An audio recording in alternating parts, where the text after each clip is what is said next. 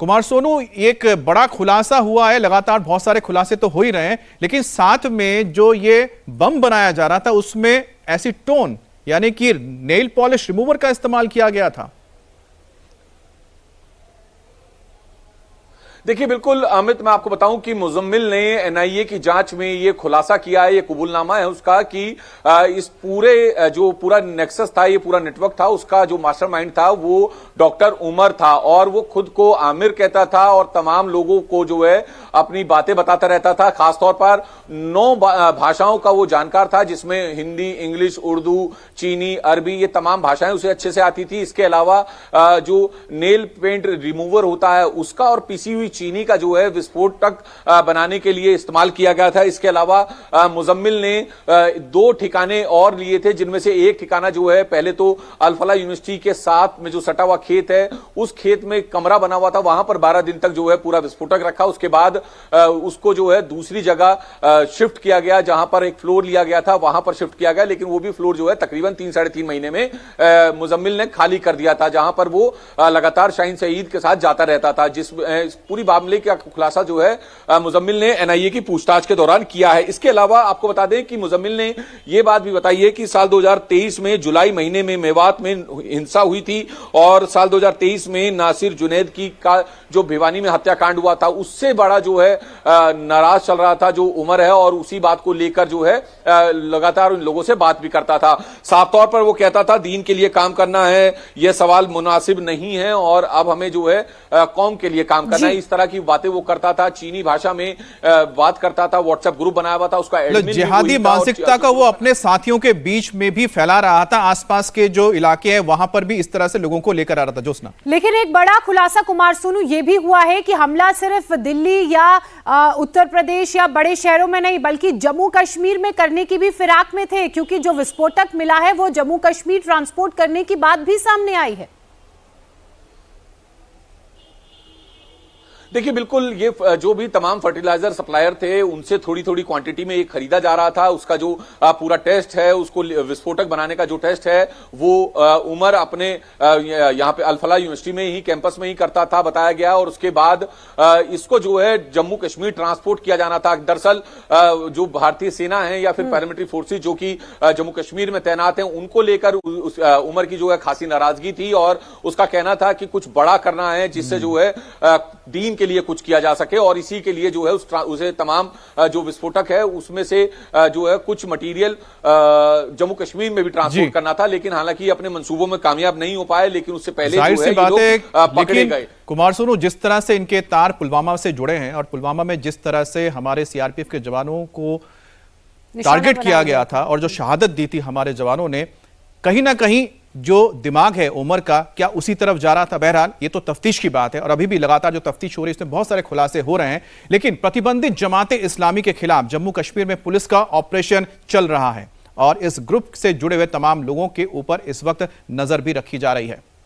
और अगर इन आतंकियों की बात की जाए तो इनके हैंडलर्स की भी बात सामने आई है, जो पाकिस्तान में बैठे इनके आका हैं और जो ऑपरेशन का अमित जिक्र कर रहे हैं। जम्मू कश्मीर पुलिस इस ऑपरेशन को चला रही है। शोपिया में सेना सर्च ऑपरेशन में जुटी हुई है। आतंकियों की तलाश के लिए चप्पे चप्पे पर खोजबीन भी की जा रही है। हर एक इलाके को तलाशा जा रहा है, खासकर साउथ कश्मीर का वो इलाका जहां सबसे पहले पोस्टर लगने की बात सामने आई और उन पोस्टरों के चलते पता चला कि डॉक्टर अदील ये पोस्टर लगा रहे हैं। अदील की तलाश की गई तो अदील से डॉक्टर मुजम्मिल के तार जुड़े, उसके बाद डॉक्टर उमर मोहम्मद के तार जुड़े। उमर मोहम्मद वही जिसने रेड फोर्ट के बाहर धमाका कार में किया था, और उसके बाद अल-फलाह यूनिवर्सिटी का पता चला जहां ये जानकारी सामने आई कि ये यूनिवर्सिटी एपिसेंटर है। यहीं पर डॉक्टर्स जो हैं वो अलग अलग सामान को लाते हैं और विस्फोटक बनाने की जो पूरी प्लानिंग है और जांच है वो यहीं की लैब में की जाती है, बिल्डिंग नंबर 17 का कमरा नंबर 13। और उसके बाद ये लखनऊ में शाहिद की गिरफ्तारी हुई और पता चला कि ये किस तरह से लश्कर-ए-तैयबा जैश-ए-मोहम्मद के महिला विंग के साथ जुड़ी हुई है और उस मानसिकता को, उस सोच को भारत में बढ़ाने का काम कर रही है। बहरहाल आप तस्वीरें देख रहे हैं कि इस वक्त जमाते इस्लामी के ऊपर नकेल कसा जा रहा है। चप्पे चप्पे पर इस वक्त मौजूद है फोर्सेस और जमाते इस्लामी से जुड़े लोगों की अब सर्च ऑपरेशन में धरपकड़ भी की जा रही है।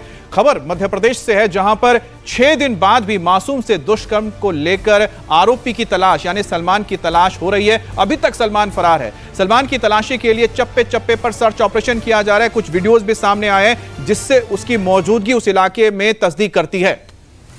लेकिन पुलिस के हाथ अभी भी खाली हैं और इसी को लेकर लोगों में जबरदस्त गुस्सा है। घटना के खिलाफ लोगों का धरना प्रदर्शन भी हुआ।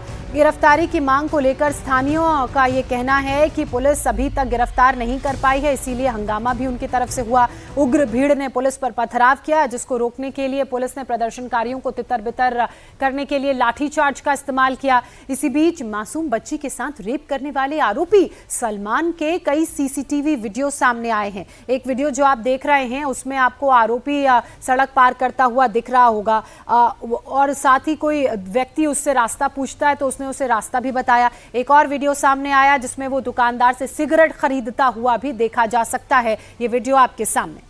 और सीसीटीवी फुटेज में आरोपी सलमान 2 अलग अलग कपड़ों में भी नजर आया, यानी कि उसने कपड़े बदलकर फिर घर से बाहर निकला है, जो नेशनल हाईवे 45 पर एक दुकान में लगे कैमरे में कैद हुआ है।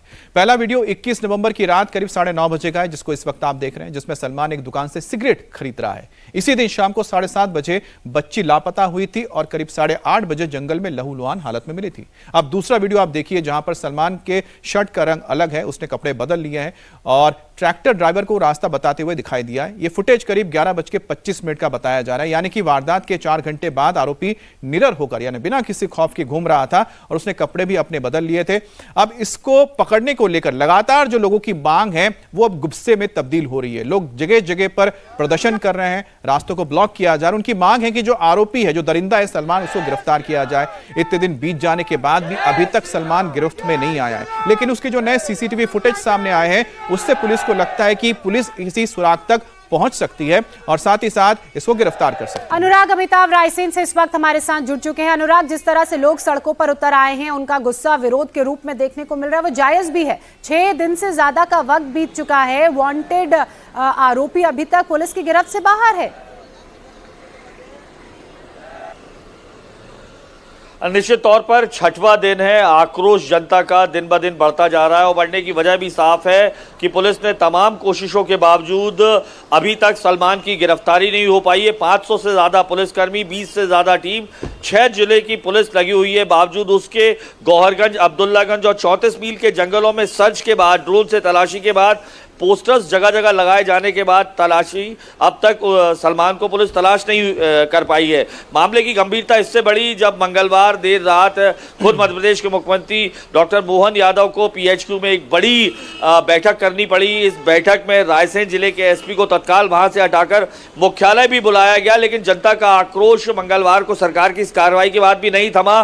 कल बड़ा प्रदर्शन, तकरीबन 5 से 7 हज़ार लोग तमाम आसपास के जिले से जुड़े थे। मंडी अब्दुल्लागंज बंद रहा, गौहरगंज में जुड़े और उसके बाद की तस्वीरों ने बताया कि जनता किस कदर आक्रोशित है सलमान की गिरफ्तारी न होने के चलते, कि उन्होंने तमाम उन जगह पर जाने की कोशिश की जहां उन्हें लग रहा था, जिस तरीके की अफवाहें चल रही थी कि यहां हो सकता है तोड़फोड़ की गई, बाकायदा पत्थरबाजी की गई, पुलिस को लाठीचार्ज और आंसू गैस के गोलों का इस्तेमाल करना पड़ा। दरअसल सलमान की गिरफ्तारी के साथ साथ मांग कर रही है तमाम जनता कि उसका एनकाउंटर किया जाए, क्योंकि वो एक सीरियल ऑफेंडर की तरह नजर आया है। उस पर पहले भी 2 मामले दर्ज हैं। पहला मामला शाहगंज में चोरी का और दूसरा मामला भोपाल के हनुमानगंज थाने में बताया जा रहा है। आर्म्स एक्ट के तहत मामला दर्ज हुआ। इसके अलावा इंडिया टीवी की टीम जब उसी गांव पहुंची जहां की वो बच्ची रहने वाली थी, लोगों ने बताया कि जिस दिन ये अमानवीय कृत्य किया, ये दुष्कृत्य किया इस दरिंदे ने, उस दिन भी उसने वहां की 2 लड़कियों के साथ